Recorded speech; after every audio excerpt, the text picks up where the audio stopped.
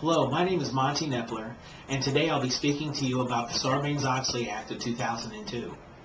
In early 2000s, the United States experienced a wave of corporate scandals from companies such as Enron, WorldCom, and Tyco. The three large corporations set precedents in securities markets that would rock the very foundation of American investors and would prove to grab the attention of the SEC, which is the governing body that regulates stock trades. Overstating revenues and assets, understating costs and liabilities are a few of the reasons for the Sarbanes-Oxley Act. The Sarbanes-Oxley Act created new standards for corporate accountability as well as new penalties for acts of wrongdoing. It changes how corporate boards and executives must interact with each other and with corporate auditors. It removes the defense of "I wasn't aware of the financial issues that the company had" from CEOs and CFOs, holding them accountable for the accuracy of financial statements. The Act specifies new financial reporting responsibilities, including adherence to new internal controls and procedures designed to ensure the validity of their financial records. There are two government officials that worked on this bipartisan project, so the name of the act is befitting. Senator Paul Sarbanes, the Democratic senator from Maryland, and Representative Michael Oxley, Republican congressman from Ohio. The SOX Act was passed by overwhelming margins in both houses. The tally was 423 to 3 in the House and 99 to 0 in the Senate. On July 30th, 2002, President George W. Bush signed the Sarbanes-Oxley Act into law. The intent of the Sarbanes-Oxley Act is to create a new ethic of corporate responsibility.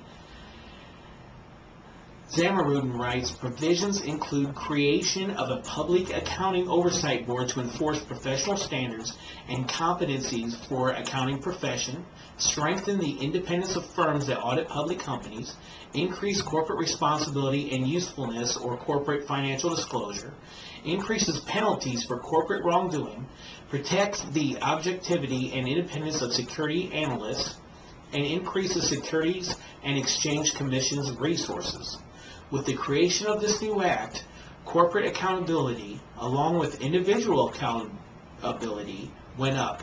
The SOX Act eliminates the defense of CEOs and CFOs that use the excuse that they did not know that there were fraudulent activities going on. The Sarbanes-Oxley Act is considered to be the most important securities law enacted since 1934, when the Securities Exchange Act was introduced. The people that the Act is geared towards are issuers of publicly traded companies, auditors, and corporate board members and lawyers. The Act is an attempt at deterring and punishing accounting corruption and fraudulent practices. My stance is to convince you that the Sarbanes-Oxley Act is indeed good for America. As I present the information, you will be able to see a trend in corporate and individual accountability within accounting practices in the early 2000s was non-existent within some corporations. The scandals that took place were born out of individual and corporate greed. Also, while the company's CEO or CFO spoke publicly about how well the company was doing, they were secretly selling their shares of stocks behind the scenes at a handsome profit. Many investors lost their future in these scandals. Worst of all, corporate executives made millions while the rest suffered. For this reason, I present to you that corporate scandals that toppled companies and cost investors thousands of dollars caused the SOX Act of 2002 to be drafted and is therefore a product of executive greed and mismanagement. The SOX Act may not be popular, but is needed regardless of the amount of investment corporations. Details of the Enron, Tyco, and WorldCom's wrongdoings are listed below for your review. In fact, in October of 2001, Enron CEO Michael Copper pled guilty to 2 felony charges, and Auditor Anderson was convicted of obstruction of justice for destroying Enron documents. Enron was cited for boosting profits and hiding debts totaling more than $1 billion by using off-the-books partnerships. Enron worked to manipulate the Texas power market and bribe foreign governments to win contracts while manipulating the California energy market as well. Tyco's ex-executive CEO, Dennis Kozlowski, was indicted for tax evasion. He was cited for improper use of company funds and related party transactions, as well as improper accounting practices in May of 2002. WorldCom, in March 2002, overstated cash flows by booking $3.8 billion in operating expenses as capital expenses. Bernard Evers, the founder, took $400 million in off-the-book loans. In addition, the company found another $3.3 billion in improperly booked funds, which brings its restatement up to $7.2 billion. Ex-CFO Scott Sullivan and ex-controller David Myers were arrested and criminally charged for that crime. The evidence for the need for the SOX Act of 2002 is overwhelming. I present to you more evidence of wrongdoing among American corporations in the past decade. Companies such as Adelphia in April of 2002 committed fraud at the total sum of $3.1 billion. AOL Time Warner on July 2nd of 2002 overstated revenue by $49 million.